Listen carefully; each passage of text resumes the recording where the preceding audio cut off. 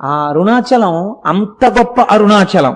కాబట్టి చూడండి, నేను మీకు ఎందుకు విజ్ఞాపన చేశాను అంటే ఆ కొండ సామాన్యమైన కొండ కాదు. శివుడు అక్కడ స్థూల రూపంలో ఉన్నాడు, కొండగా ఉన్నాడు. అరుణాచలేశ్వరుడి దేవాలయమునందు శివలింగముగా ఉన్నాడు. అదే అరుణాచలం కొండ మీద దక్షిణామూర్తిగా ఇప్పటికీ ఉన్నాడు అని అంటారు.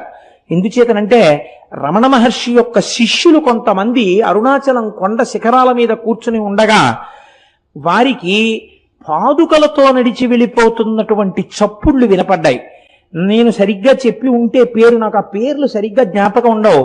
రమణుల శిష్యుల్లో ఒక ఆవిడ ఒకసారి అరుణాచల శిఖరం మీద కూర్చుని ఒక ప్రదోష వేళలో ఆవిడేదో సంగీతంలో ఉండేటటువంటి రాగముల గురించి ఆలోచన చేస్తూ పాడుకుంటున్నారు. అపురూపమైనటువంటి రాగాలు కొన్ని ఆ అరుణాచలం కొండల్లోంచి వినపడ్డాయి. ప్రదోష వేళలో పరమశివుడు